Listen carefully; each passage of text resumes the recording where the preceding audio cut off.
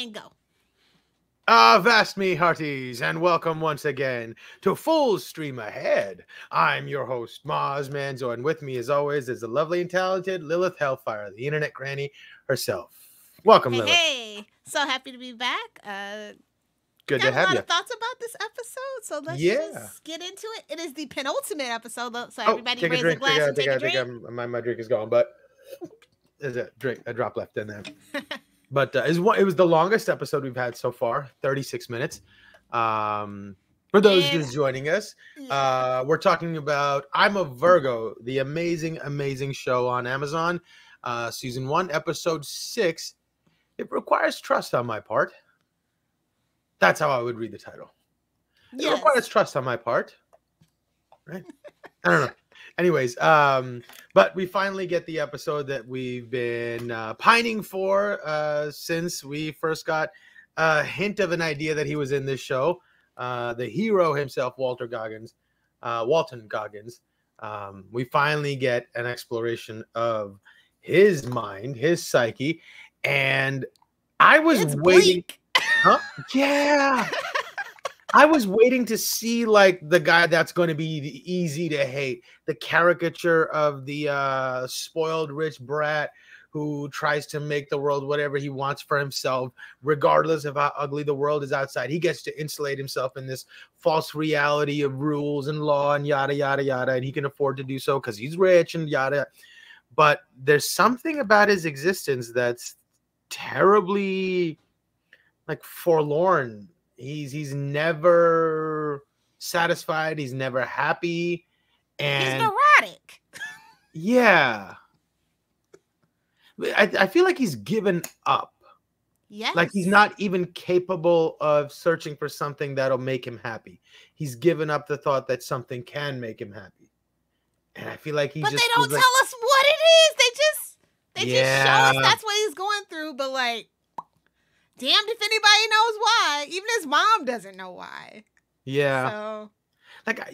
And all of a sudden he's such a complex, layered character that I'm like, I have to find myself in times going, man, I feel for him. I kind of, not that any of it is justified that I agree with any of it, but I kind of feel for him in the moment. It's like, man, it must suck to be him right now.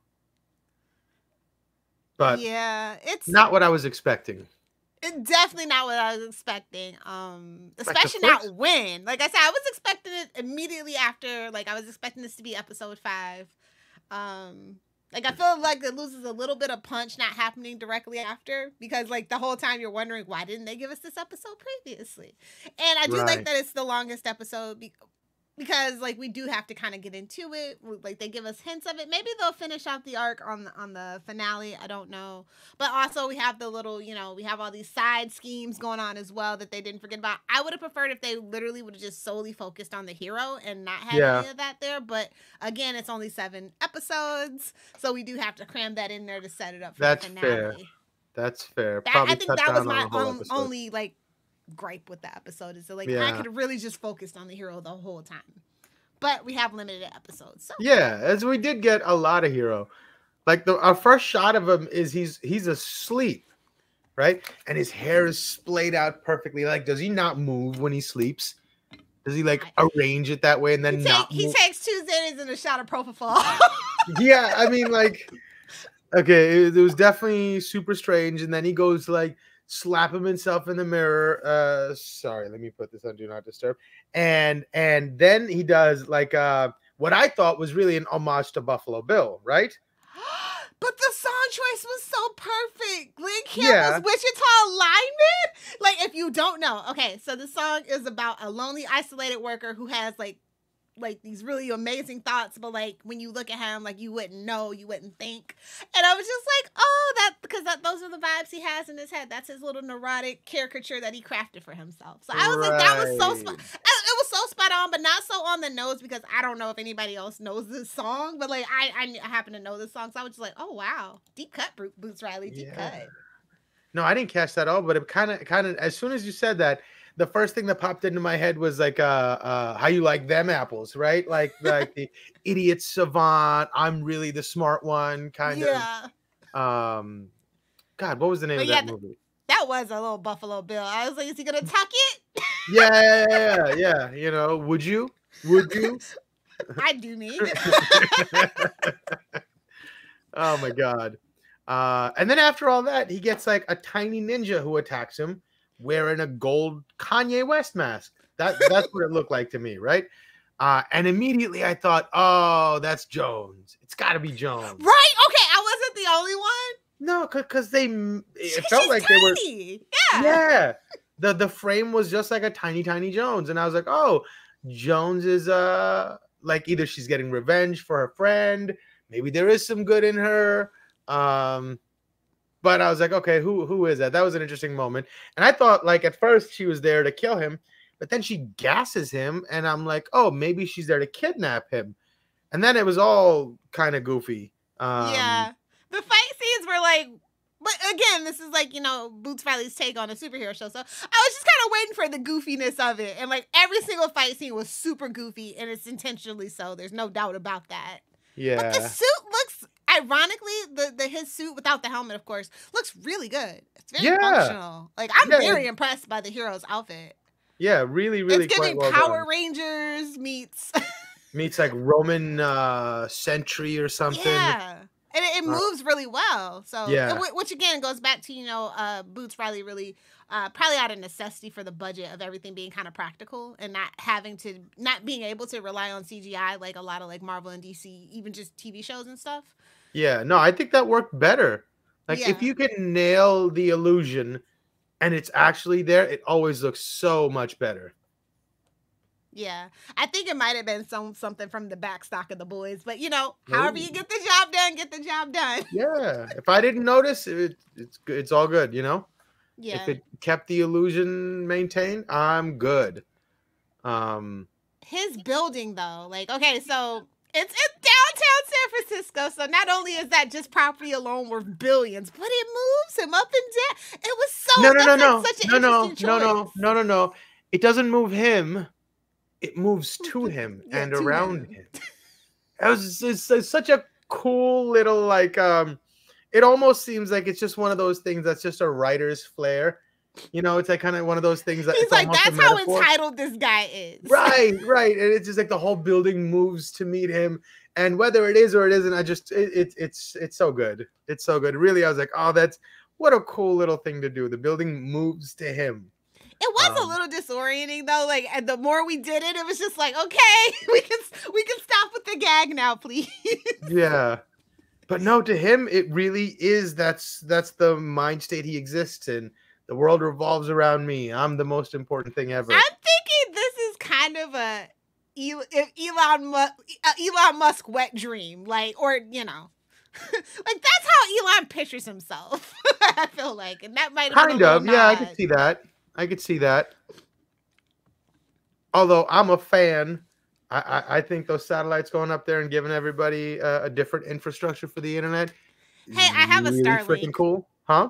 I have a Starlink. Oh, do you? Yeah. Check you out. Right on. Hey, how is it? I was an early adopter. It can get wonky from time to time, like anything else, but it's pretty solid most of the time. That's awesome. See, like that stuff is awesome. I used to drive a Tesla. Like I used to be a fan, but like he's starting to turn into Lex Luthor. That's all I'm gonna say. We gotta keep an eye on him. Can you? He's just a human being. What human being in that position would not? Listen, I always said the minute I get money, I'm gonna be Lex Luthor. That's what I'm saying. So it's like, but don't front like you're doing it for the good. Like, if I ever get $1 billion, there's gonna be no pre-notions. No, but like I'm blotting out the sun. Right? No, well, I mean, you know, if it helps us, maybe it helps us. I don't know, but like at least like he's got big ideas and the infrastructure and resources to say, let's roll the dice, baby. Right? But he also ruined Twitter, so like I can't. As a millennial, I cannot forgive Twitter him for needed that. to be ruined. Twitter needed to be ruined. No, Twitter gave now that everybody cesspool's filtering out to the rest of the internet. Like, it was nice to just have one cesspool centralized and you could just stay away from it. Now everybody's finding all these other little spaces. That's all I'm saying. It was nice whatever to have it is. But cesspool. I think some people, Twitter made them convinced that the world was one way. right? That everybody agreed with them, that the general consensus about the ideas they agreed with were all aligned, so far aligned that they felt they had the authority and the moral birthright to stand and say, oh, you shouldn't do that, I'm better than you. And they got really high on this until Twitter broke, and they're like, oh, that was just us talking to each other. Oh, there's a whole bunch of people that don't agree with it. I thought everybody agreed with us. I thought everybody that didn't agree with me was part of like the disgusting minority. And that illusion breaking for these people, I think. But yeah, now all you have are like paid Nazi propaganda. Yeah, so, yeah. You know. But now we see like it. Literal, actual, not even being hyperbole. Yeah. So Right. But everybody can see it for what it is.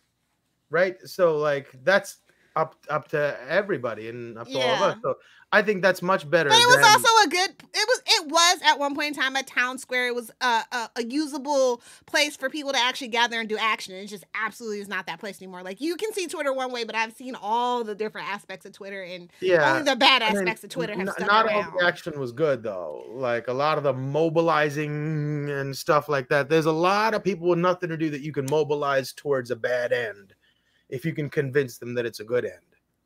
So that's where it becomes dangerous to me. Listen, for me, one man's terrorist is another man's freedom fighter. That's your business. Yeah, no, fair enough. Fair enough. To me, whatever doesn't interrupt the supply of my Xboxes. Exactly. That's the side I'm. Listen, I'm living in late stage capitalism. I've just accepted it, so it's just like, it is what it is. Just as long as I can get milk, eggs, and gas, I do not care. I am a fan of Jeff Bezos. People can make fun of him all he wants, but I can have anything I want.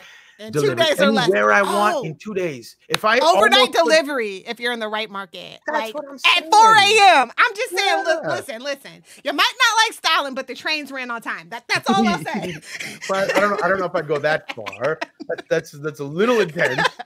But I see your point. Yeah, but you know that is where I'm at. Like, and also it's because I give in to my part in all of this, right? I benefit from all this. Yeah, exactly. So I'm not some person that's free of blame that gets to walk around telling other people how they should live their life or how they should feel. Like, you know, I have a smartphone, I have an Xbox, I have a computer. All this got here because a lot of people were trampled on, and I'm not going to pretend like. And that's everybody's problem, right? Right. Everybody likes to pretend. It's like The Good Place. Have you ever watched The Good Place? No, I haven't. Oh, where they talk about a person hasn't gotten into heaven in 521 years, and that's literally basically the start of capitalism.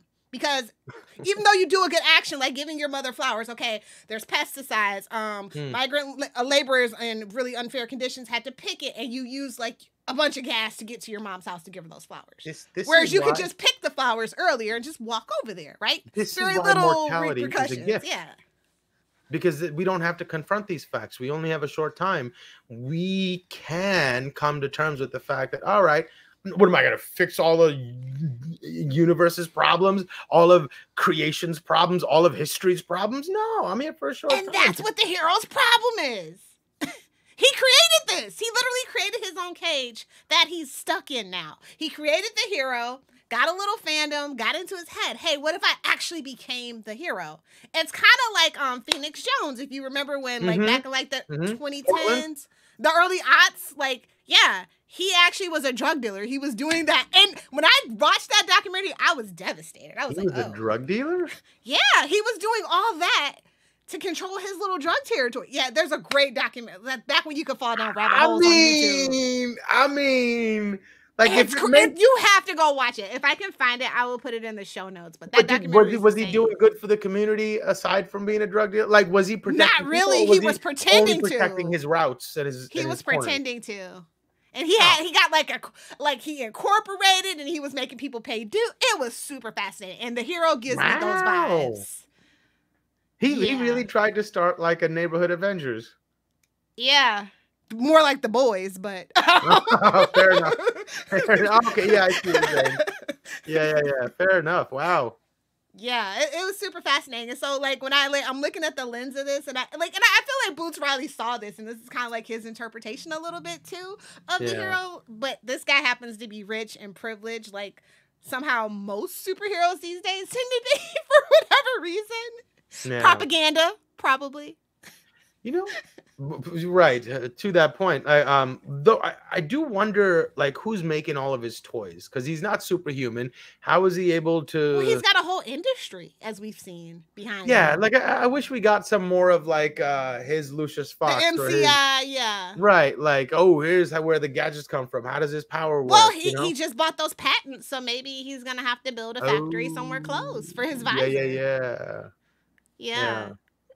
But anyway, to your point, he did make some interesting points in the boardroom when the guy says, "Isn't this propaganda?" And he's like, "Well, Duh. isn't everything propaganda?" Like, Exactly. I'm trying to make this to make you feel something, to change your perspective. That is For propaganda. my own ends. Right. Well, that's where the problem comes in.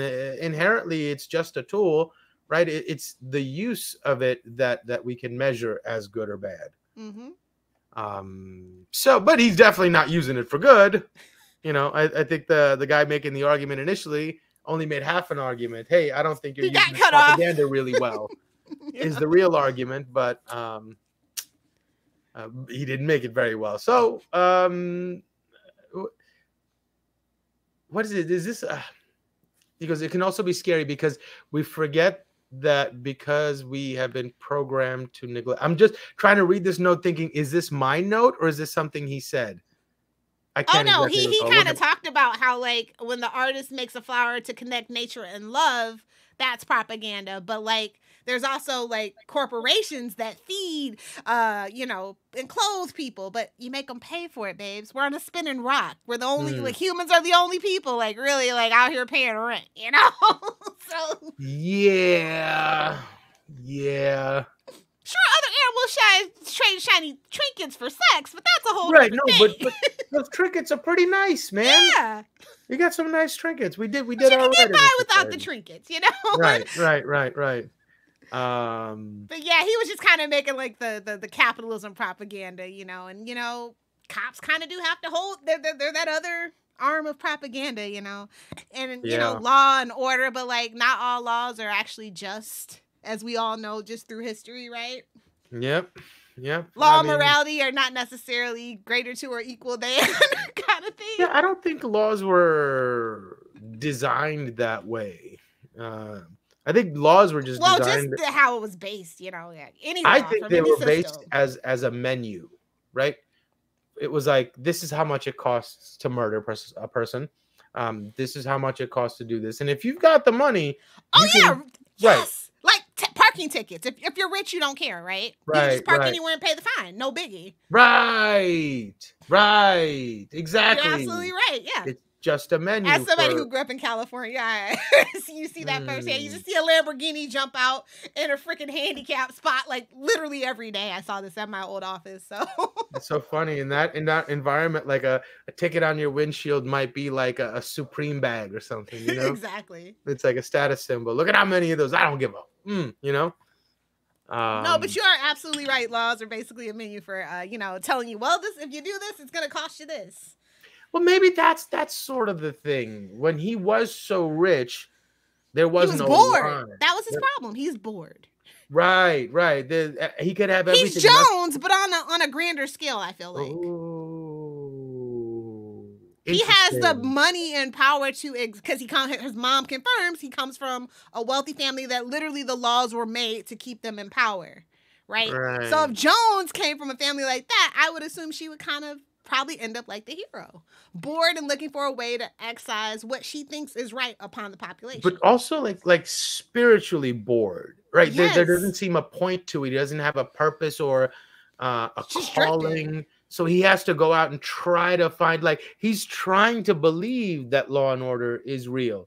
Because if that's real, then maybe there is something real. Otherwise, to him, it just seems like I can have anything I want. I can pay for anything. So why would I want anything? Is there anything really worth wanting? And it even goes back to when the assistant says, if he says it's not even about a wet hole to put something in, right? He's like, he's looking for a connection. And I'm like, oh, you can't even, that's... Yeah. But having your assistant predate somebody?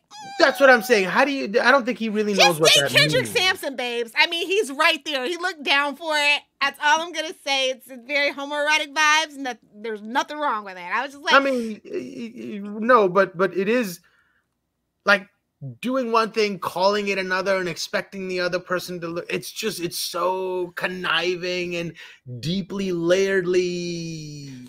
I feel like it was that TikTok bit. I forget the name of the creator, but he always kind of does like relationship skits. He talks about like how like a girlfriend, like a girl sees herself as like a business, and like when you break up, like the company property you want it returned to you kind of thing. Like I feel like that was the bit that everybody's a brand, and like relationships are mergers in that kind of sense. How medieval. Yeah. Well, I mean, we never really got away from it. Fair enough. I mean, marriage is literally just, legal paperwork so you can transfer your assets without paying as many taxes as you would normally. So. Yeah, all right. Fair enough. Yeah. God. I mean, I would love for somebody to give me 15 fluffy cows to marry me. Like, I'm not against it. Let me just tell you. Specifically fluffy cows. Highland fluffy cows. Yeah, honestly, though, yeah, you're right. A couple of cows does sound like a great idea. That's not a bad deal. So, but it's just so lonely. That I think the loneliness was just so profound, and that's kind of what I was left with watching the episode. Like, I don't feel bad for him, but I don't necessarily think he's in his. Like I said, he created this cage and he can't escape it, but like I kind of want him to. Yeah, I feel like he doesn't have to be the hero. He can walk away from it. I want him to walk away from it. or like find his way to being the real hero. Exactly. Like along the way of doing this. But that would be going into Robin Hood, and I just don't think he's kind of programmed into that. Yeah, that's the kind of turn that maybe I can see for him. That's the joke, right, with Batman. It's like, oh, you're a vigilante, but you're a billionaire. You could really be fixing these bridges and roads and giving kids free scholarships. But what are you out here doing, beating up mentally ill people, right? Like, right. That's the thing. Yeah. Like when he goes to meet the prisoner, and the prisoner was like, "Oh, you don't even remember me. You signed, you signed the first copy issue of the Hero. You built up this fandom, and now because we allowed you this. I am suffering because I'm seen as the villain because to your hero, right? Yeah, guess I didn't have a right to take a life, but I was defending myself, self-defense." Yeah, like I mean, sure, you don't have to, but I think even the good book would say that that's okay, right? Exactly, right? And that was kind of the point. He said, and now I become the idea when he was, and I thought they were going to bring back Elijah Wood because I think, was it episode 1 or it must have been episode 2 where he's talking to Cootie in the Bing Bang Burger, and he's talking about how like he's like trying to make change and make the prison system more humane by like doing the lethal injections at a different angle, like 32 instead of 22, and he's like, I'm just trying to be real about what change I can actually affect or whatever. So I was kind of bummed Elijah Wood didn't come back for that to be the guy pulling the little execution lever. I mean, we might, well, I guess we didn't see it in that one, yeah. But like, why did I still was confused about why the hero showed up, like because it seems like the prisoner that was getting executed didn't necessarily ask for him to be there. Maybe that was another one of those things where he was trying to find something that made him feel something. Yeah, because he did look forlonging, right? When he was like talking to him, and he's like, "I'm here for you." Yeah, no, but that I felt like was just lip service that he's supposed to say. This is the image. This is what the hero would say. But I think he went in for like the surface reason, but then also underneath, he's like, "Can this make me feel something?" Ooh, like I hope you're not talking about like Green Mile make you feel something where the guy doesn't put the wet sponge on. Like no, we're not talking about that. No. Just like watching somebody's life go away. Does it make me feel anything? Am I dead inside? Does nothing make me feel bad or good? I think his assistant makes him feel good sometimes. That's all I'm saying. The first time he seemed genuinely happy, but then like he almost had to like push that happiness down and tell him that you're worthless, useless, and you make me mad sometimes. Like I feel like he had to put that barrier back up. I don't know. I think he's just a child and throws tantrums, and he knows that this person is just a utensil for him. It's his favorite pen, but it's just a pen. Right, it's not more than that. To somebody like him, he's just how can this pawn on the board be used? That's a really good pawn. He's killed a bunch of other pawns for me. But he's still just a pawn. And I think everything that he does with him is more of like escapist fantasy. He's just like that slap game. I was like, the fact that then the assistant does it to the girl. I was like, you didn't have to do it. I would have punched him. Weird. Everything about that was so weird. None of it felt like it made any sense. Spoilers, not to like speed run this or anything, ends up being the assassin that he hired, which I kind of knew that. The way that he was so hum about the attacks and the bomb, I was like, oh yeah, he's just hiring somebody, hoping that they succeed because he just wants off this mortal coil. But he doesn't have the cojones to do it himself, you know? Yeah. Like, those were the vibes. I was like, Butch Riley usually isn't this on the nose, but maybe he's trying to tell us something about the hero here. Yeah, he's on a death wish. Well, to be a vigilante is to have a death wish, right? At least in, like, comic book terms. Like, they all have something kind of... With the exception of Superman, even, you know, Superman's a little Kansas bred, too, so... Yeah. But I'm surprised. But no, like, seriously, if you think about it, like, I wouldn't... I mean, most people don't want to put their lives in danger for other people, right? Like, that's something that's weird. Right. But, I mean, like... He's pretty strong. I don't think he's ever in that much danger. Until Cootie came around. Yeah, no, but it looked like he handled Cootie pretty easily, too. But it seems like that's weighing on his mind, that, like, I think he feels like he knows Cootie's gonna come back. And maybe he did that just to make Cootie want to become a villain, because he says he's looking for his arch nemesis, right? Right. And I think that's and I mean, what's the opposite of you know, Walter Goggins, a 13-foot black teenager, you know, like, because the best enemies and, you know, villains are your opposite, right? But also have that little bit of reflection of yourself in there, because Cootie he still is kind of like very innocent and he still kind of believes in that, like, well, he used to until this episode, that, you know, law and order can be maintained and all that good stuff, right? Yeah. So he's trying to make the villains the new heroes. Which, let's get into that whole situation. Yeah, I think that's the point the guy on death row was also making. He's like, you know, you made me a villain. And it's like, you'll keep making more of us villains for your little show. And we'll be kept getting put down. That definitely seems like his pattern. He needs to have a villain, so he goes out and creates something. Yeah. Anybody like... Again, it's back to the boys. Yeah. Anybody that looks different, I can turn you into a villain in the media's eye, because I have... Well, it's easy to other. Right. Did you see Scat's ghost again with Jones? Yeah, and that was when Jones was trying to talk some sense into him, right? Yeah, she's like, you know, we don't have to do this. I thought she would be kind of down for, like, getting the power back on. Right, but it's not her idea, which he kind of brings up. Right. He's kind of seeing it through her. Cootie's growing up. Our boy's growing up. Yeah. And that to me was like, yeah, that's exactly it. She just wants the glory. She doesn't want the problem to be solved by your idea. It has to be my idea that solves the problem. The problem doesn't matter. The fact that I solved it matters. Mm-hmm. And then maybe there was a little bit of that. It is kind of the safer option. It seems like it's gaining traction to be the devil's advocate for Jones. Yeah, but Jones is like these pharma companies that would rather treat you than cure you. That's Jones. She would rather work the problem forever than actually find a solution, because that's instead of telling somebody with pre-diabetes, although they're not going to listen to you 95% of the time. Hey man, if you just exercise and change your diet, you don't have to become diabetic, man. Man, it's not too late if you just work on it. Yeah. Maybe that's what Jesus wanted. I don't know. Exactly. So I also think like his whole manifesto is very much Magneto, right? This is Cootie's idea. The media will call us villains, but people will cheer because what's right isn't always legal. Yeah. So I felt like maybe that's what they're referencing with there too. I don't know. But I felt like I said, it could be any which way with Boots Riley. Like, I just honestly don't know. All I know is that I definitely feel like Jones is like his self-insert character to an extent. For like all of his works that I've kind of taken in, Jones is definitely his self-insert character. So But it does seem like a bunch of mutants are getting together and saying "F the system."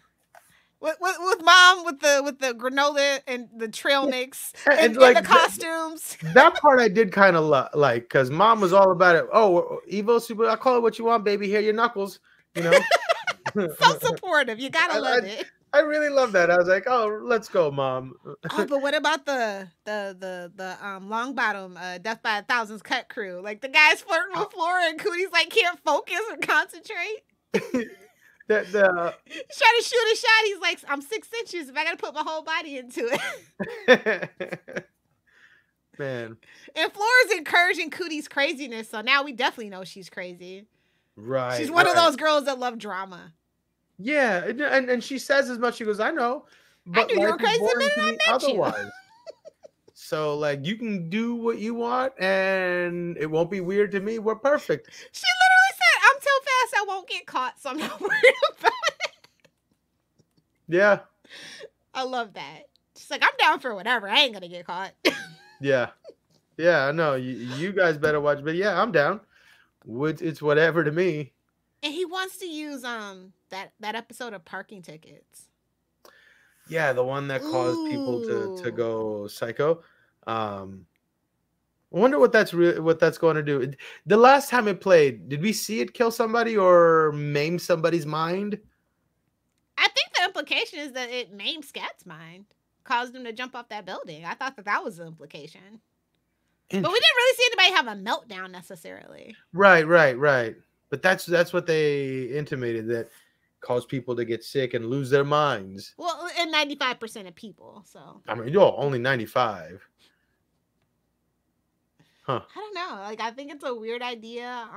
But like I said, Scat shouldn't have died for nothing. So like he's like a ghost. I feel like being a ghost is his superpower. I feel like the end of the show, maybe Scat's ghost saves everybody or something. Maybe Cootie starts I don't think they have a nuclear power plant. I think it's just a regular power plant. And it might be. But I mean, realistically, I don't think they have a nuclear power plant in San Francisco, in that area, in the Oakland area. But let me check. Usually they are saved for the East Coast because they don't have that much water to give to them. The other thing, I really found like Edwin's character fascinating. Like the fact that he put up with so much. Oh, he's a sycophant. He's a sycophant. Yeah, so like what was his point? What was his purpose? And then at some point, I forget who he says it to, but he says it like, this is where I can do the most good for my people. Yeah, to the date. To the pre-date lady. To the pre-date lady, yeah. And so like maybe that's really his thing. So he's kind of like the opposite of Cootie and Jones, where they're just like direct action and violence. And he's like, no, we got to fix it from within the system. And he's beginning. But he's a sycophant. He thinks that what the hero is doing is right. That if, in theory, that the hero is actually indeed applying the rule of law to everyone, which I have not seen him arrest a white person yet. That if he's applying it to everybody, then the law can be fair and everybody can be safe. That's kind of like his train of thought. But he's only down in Oakland with, the people of color. Like, I don't see him stopping white collar crime like Enron. I mean, honestly, the American taxpayers have lost so much money due to corporate theft. Is that not offensive to you, sir? Probably caused more harm and more deaths than, petty crime that you're pretending to fight. Yeah. I'm just saying. So, like, some people have to do, like, mental gymnastics to justify what they're doing. And I feel like that was one of those things. Also, I think the assistant gets paid pretty well. That's all I'm saying. And I think he's slightly in love with the hero. There, I said it. So it's kind of like all win-win-win side for him. So. You think he's in love with the hero? Yeah. I thought the hero, but maybe the hero is just like weird and rich and eccentric and likes making people uncomfortable. Weird. Yeah, as somebody who grew up in California around a bunch of weird, eccentric people, they are very lovey-dovey. Like, they love to break your boundaries, but pretend that they're just right. But they're just really breaking your boundaries, seeing how far they can go. Just to say, look, I'm doing this to you, and you're not doing nothing about it. Yeah. Right. I'm man. Yeah, that's definitely what it is. But like maybe he puts up with it because he does appreciate it. I mean, so the comic has been out for 30 years if we're to believe the prisoner. He said like back in like was it, did he say 88 or 98? I think he said 98. The first Comic-Con. So yeah, it's like almost 30 years that this, character's been around, and who knows how long he's been the hero. So like, he's built up this fandom and this cult of personality, or lack thereof. He seems pretty bland and kind of pisses everybody off in a room, but he's the hero and a billionaire. Yeah. What are you gonna do? Yeah, we haven't seen him around the public yet, have we? Interacting just that one time with the kid. That's right, and he's he says his stupid little catchphrase. Get your mind right. Halfwits? Halfwits? No, it's halfwit. Halfwits. I love his attempt at a new catchphrase in this episode. He's like, never mind. It's too smart for you. Evil lurks by night. Right now. The hero wakes at dawn. And he's like, she's like, so when evil goes to sleep, the hero wakes up? I'm like, never mind. A good try, though. It sounded really cool for a second. But yeah. I thought that was really funny. He's always sort of like in the mode of a performer or a comedian or a writer. Were you able to make out what the when the people shot up the window of his office? Were you able to? Because it shot out like they spelled out a word. I couldn't make it out. No, I didn't. Don't think I did either. I'm gonna have to go back and I'll get back to you on that one next week. But yeah, I noticed that it spelled a word, but like because of course it's like backwards. I just couldn't make it out, and I just didn't have time to go back to watch it and grab a screenshot. Yeah. But I'd be interested if you know. I don't. But that is interesting. Now I'm gonna have to go take a look and find out. Yeah. Bulletproof glass. Yeah. Right. And then, like, right across, this is the crazy, like, when you look down, you see the advertisement of Cootie from the clothing advertisement. Yeah. I thought that was pretty cool. I thought that was a neat transition, because from that picture, they kind of zoom into what Cootie was doing with Jones initially when we catch up with him. I thought it was, honestly, like, I didn't even think we were going to see Cootie this episode. I would have been totally cool with that. Yeah. As soon as I saw Walter Goggins, like, this is it, baby! This is the Walter Goggins episode! Yeah. But I'm just so perplexed by this. This episode left me with more questions than it, which, that's the case with this show. But, like, I can't even fan wake a reason for any of it. Like, usually I can do a little theory crafting. I'm literally just flabbergasted and stumped. And I like that. But, like, at the same time, I kind of want to have something to go on for the next episode, for the last episode. It's like weird because, like, the show is so surreal. And it asks you to adopt a world that is so strange. But then when you're expecting something in that vein that's easy to understand and comprehend, they give you like this complex character that's more real. And I was like, I don't need real in my weirdness. I wanted him chewing the scenery, literally twirling a mustache. That's what I wanted. Right. Maybe it was my own expectations, but like, man, hire somebody else to do this role. But yeah, definitely kind of like, huh. Yeah, maybe it's going somewhere, but it does seem like it was pretty strange, which is odd to say about this show because everything is pretty strange. So when it's not surreal, that's so funny. It's like, it's a surrealist show, it's absurdist, and then like when they give you something, even though the hero is like totally zany and goofy, he's flying through the city in his helicopter or whatever, it's still feels a little more grounded than even Cootie, in his 13-foot tallness kind of thing, I guess. Yeah. I like though that the assassin comes at the end and fights him again. And they end up hitting it off. She bro, it was giving Batman and Catwoman. Yeah. He rolled her up in the carpet, and then they zoomed to his little feet, doing like the twinkle toes. Right. Like he's just playing with his food. Yes. But like he really was disappointed that she wasn't better. He's like, oh, this assassin sucks too. And then he's like, oh, maybe she doesn't. And maybe there's hope for him. Maybe she can be the way that he finds some way not to be this angry person all the time. Yeah. But, like, what was with him recreating his bedroom? With his mom there, too? She has her own floor? Like... No, it seemed like it was just, like, she's there on call whenever he needs to talk to his mom. She has to show up to the room, and he goes in there. Right? Like, it seemed like that's what it was. Like she just pushed the set over, though. I was just like, oh, that's so interesting. Because she was just like, come on. Like, stop. Can we just talk? You idiot. Like, there's nothing that... Can we stop the pretense and just friggin' talk. Yeah. But no, he needs his walls. Literally, right? Right. Right. Talk about breaking the fourth wall, like chef's kiss on the meta. Chef's kiss. Right. Deadpool could never. Yeah. I mean, this is high level, sophisticated versions of what Deadpool does. But I find myself in the end not knowing why I feel for him. Maybe it's just carryover. It's Walton Goggins. That's why we feel for him. Let's just be honest. This is crazy though. I wanted this. This is my like whole thing about like I'm a Virgo. Like I'm a Reddit galley, and like nobody's talking about this on Reddit. The episode did go on Reddit. It was 2 comments for this episode. The one, of course, the prerequisite. Oh my God, Walton Goggins needs an Emmy for this episode. And then the other was like, oh, I really hated him at first, but now this episode, I don't know what to feel. So I think that's just the general. I'm just gonna go off those 2 comments, and that's just the general consensus. Yeah, no, that but says it all. It's so interesting. I thought this would be the perfect Reddit show. So I was wrong. I mean, I don't really see any on social media that often. No, I mean, I know it's kind of an older show, but like I said, Reddit only had two comments. Yeah, I haven't gone back on Reddit for the rest of the episodes, but I just found that really odd. Yeah, I remember there being a little bit of a buzz about it a few months ago, but I had no idea what the show was. When I heard the name, I'm a Virgo, I thought it was going to be some astrology doing sun charts.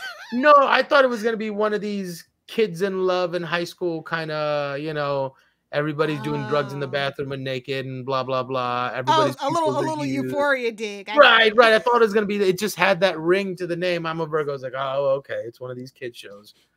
But no, it's actually something interesting and sophisticated. Not that Euphoria isn't, but just not my cup of tea, I guess. Oh, it's not sophisticated. It's fair enough. Okay. There you go. I didn't want to be like, I don't know. I haven't seen the show, but it seemed pretty. I saw 3 episodes and I was like, yep. It's and pretty that guy's much a one-trick pony too. So R.L. Stein on MDMA, right? He wishes listen, as a millennial, a true, genuine millennial who literally grew up with Goosebumps, and I am going to go see that other Goosebumps movie, Justin Long starring in it, be damned. Yeah, no, absolutely. No. R.L. Stein is, he is a master. He is a master. Right. But for 13-year-olds, right? Yes. Like, well, 9 to 11-year-old, the tween. All right. Whatever. It's been a while. It's been a while, yeah. Right. So yeah, I guess the episode ends on Cootie and the gang ready to run their heist. He keeps calling it a heist. I'm like, you can't really steal power. I mean, oh yeah, it's not a heist. What would you? It's a caper. It's a caper. It's a caper, right? It's not a heist. Right, they're not stealing anything. He's gonna break it. Like his plan is to break the thing that allows them to do the rolling blackouts. And then Jones literally says, "Please don't do this." I feel like she knows something he doesn't. She texts him right at the end, "Please don't do this." Like right as he's at the gate. What do you think she knows? I think she knows the hero might kill him. Or something. Like, her power is to make people see things and how she understands things. Maybe she thought about it, saw it, and said, "Oh no, I think the hero's gonna. If you do this, the hero's gonna kill you." Right. Like I did feel like genuine concern from her part. Yeah. When she was trying to stop him. But he's. And his mom's encouraging it, so yeah, like she's so crazy. We didn't see Matisse though. I was like, "Where the hell is Mike Epps in this episode?" Yeah, come on now. That we need somebody talking some sense into these crazy lunatics. I like that. I don't know why they chose the red and black. Like I have to I didn't really think about it, but I was just like, yeah, the color scheme that they chose, and we didn't talk about the superhero names. Felix decided to be V8 because he's the homie car. We still haven't found out his superpower. I would be so bummed if Felix doesn't have a superpower. Yeah, he seems, but I don't know. He seems too nice. He's the one guy that doesn't have he's the Xander. Okay. Yeah, right. So maybe he is good. He's the odd man. He's the one we identify with. And Flora kind of lost cool points because she said Too Fast, Too Furious was her favorite Fast and the Furious movie. Everybody knows it's 5. Everybody knows 5 is the best. 5 is the one where they were dragging the box safes around Brazil. Yes. On chains on the back of their cars. No, that's 6. 5 is when the gang gets back together finally, like when Brian comes back full-fledged and that's the first one with The Rock too, right? Yes. Yeah, that's a really good one. Yeah. Yeah, that's the one where they're in the favelas and The Rock comes busting through a wall when he's first introduced. Because that's The Rock. Yeah, no, that's a really, really good one. Yeah. So I was just like, no tea, no shade to Too Fast, Too Furious, but not the best one. Also, I think she probably says it's that one just because the name is cooler than the other one. Because she's too fast. Right. So it is the funniest. I will give her. It's the funniest title. Yeah, for sure. Especially considering her situation. Yeah. He goes, you can't use that. That's copyright. What did Cootie name himself? Thug 1. Thug 1, right. Oh, that was my note. Is it going to be WON or like the number? That's what I want to know. Oh. Right? That's pretty good. Yeah. Or maybe I'm just thinking too deeply about it. I don't know. No, but it would be cool. I would like it if that's what like, it was. Ha. I'm the so-called thug and I won, you know? I thought it was, my brain went to like credits, like Thug 1 played by, Cootie, I was actually thinking more Boondocks, Thugnificent.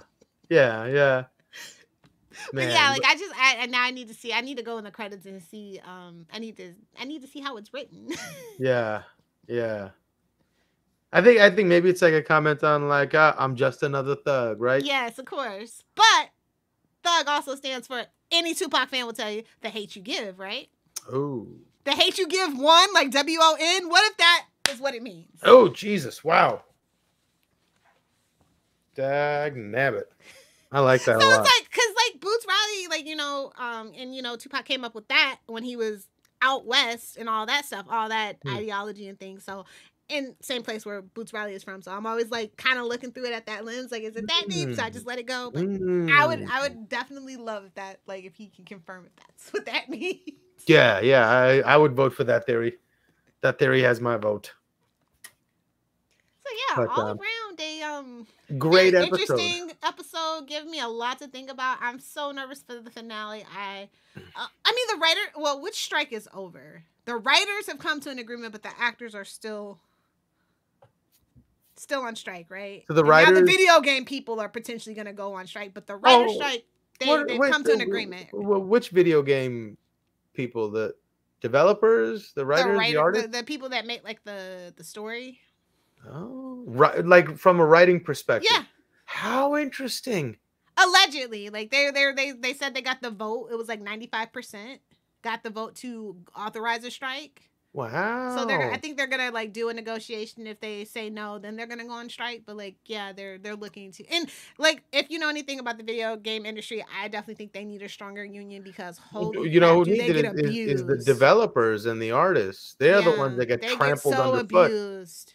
Yeah. And it's just normal. It's so normalized. Like, oh, we got to do the big push, and you literally don't see your home for 90 days. You're literally sleeping at the office. It is expected of you. If you don't, you are fired, pretty much. Yeah, like, what did I like? Was I born and raised in Japan? Right. So I mean, as much as I love video games, at least Yeah. At least my games came out that I wanted to play. So. But these people need to be paid. They need fairly compensated. I am totally down for it if they have to do that. I just hope that the video game studios see what the movies, how the movie studio people have taken a hit and become the villains in media, that they don't want to go that route too. So. No, I'm glad CD Projekt Red is out of Iceland, so they're kind of insulated, even though they're opening a new office in Boston, which is awesome. But maybe they'll be insulated. Have you played Cyberpunk or the new one, the Phantom Liberty expansion? I haven't played the expansion yet, but I did like it. But like that update, I'm still waiting on the update to actually fix the game completely. I might. Oh my god, 2.0 is outrageous. Okay. Outrageous, yeah. You have vehicle combat now. The cops don't let you alone. It's great. Okay. You should check it out. Anyways, speaking of dystopian societies, yeah, you guys should check us out next week when we cover the final episode. And if you want to reach me, you can email me at mozzmanzor gmail.com. That's MOZZMANZOOR. And where can they find you, Lilith? Well, if you nerds want to hang on me on the interwebs, you better be a meta girly. You can find me on friend me on Facebook, find me on Instagram and Threads. Your favorite internet granny. That's GRANNIE. As for just the podcast on social media, that's at FSA Podcast on X, formerly known as Twitter. You can find our website at tubespace.io, Capes and Lunatics Podcast Network. And then, of course, if you want to email us, you can just email us at CapesandLunatics@gmail.com, or you can give us a call.